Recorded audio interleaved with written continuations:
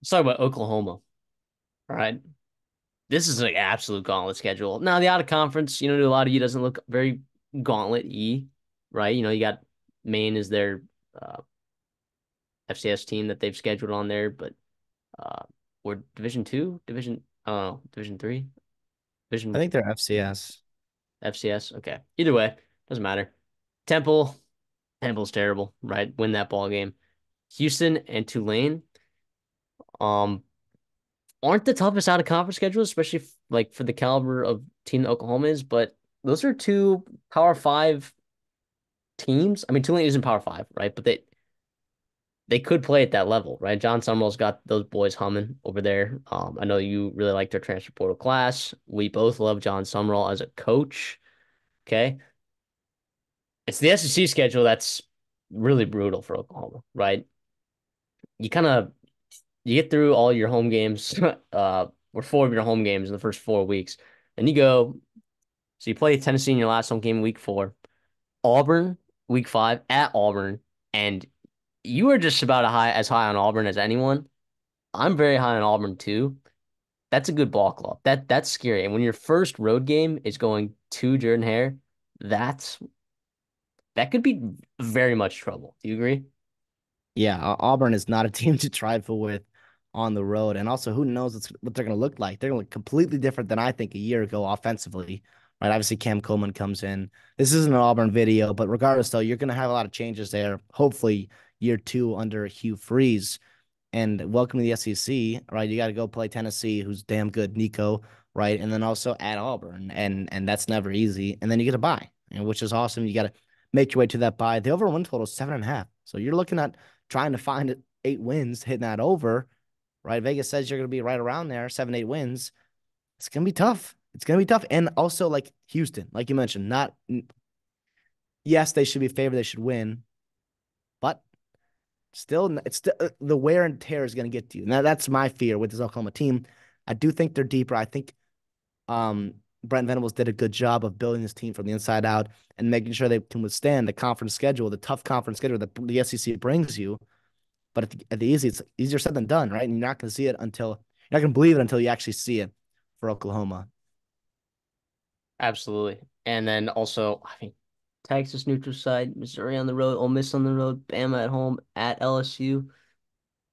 Welcome to the SEC, brother. I mean, this is a tough schedule, dude. This is a tough, tough, tough schedule. And you know what? I actually do have a lot of faith in this Oklahoma team.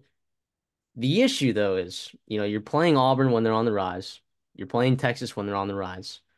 You're playing Ole Miss when they're definitely on the rise. You're playing Missouri when they're on the rise. I mean, like a lot of these teams like are risers. So you're getting a lot of these risers. Now you don't have to play Georgia, okay, which is fine. All right. It could still be a tough schedule in the SEC, and you're not playing Georgia, right? As we know. But you don't get Vanderbilt, right? You don't get Arkansas. You do get Mississippi South Carolina State. at home, and you're hoping that they can win that football game. But yeah, the three that you kind of would want to see is Vanderbilt, Mississippi State, and Arkansas. And none of those three are on their schedule. So they're basically getting all upper echelon top half SEC teams for the most part. So yeah, this is a brutal schedule. I'm excited though. I'm very, very, very excited to watch Oklahoma play in the SEC. I think they deserve the opportunity to compete at the highest level against a team like Alabama every year, against teams like Texas every year, which they already did, of course, but against the Georgias, I think they deserve an opportunity given the history of their program. We'll see what Jackson Arnold can do, man. We'll see what he can do. I personally am very high on him. We've already talked about him in our Rising Stars episode. If you guys viewers haven't checked that out, you definitely should, especially if you're an Oklahoma fan. Specifically, we talked about Jackson Arnold. Yeah, if you're an Oklahoma fan, like, are you guys David excited for the Stone. schedule? Like, what? We talked about David Stone too. We talked about David Stone as well. Did talk about David Stone. So if you're an Oklahoma fan, like, let us know in the comments. Like, are you excited about the schedule? Like, what are your fears? Like, do you how many wins do you see this? Do you have their over under win total on you right now? Yeah, like 7.5 is that win total. And to be honest, like that's That's That's low. It feels lower than it was low. last year. Last year was 9.5, or it was 8.5 last year, I believe, and or nine, whatever it was, right around that area. And you just had an easy schedule, Big 12, and you had a lot of seniors up front offensively, and you had a veteran quarterback, and you had a pretty deep. or pretty senior ridden defense as well. And a lot of those guys defensively come back, but your O line, you lose a ton of guys. A lot has been made of your O line, the exits, the transfers to the draft, and all that good stuff. And yeah, it's tough. It's tough sledding year one.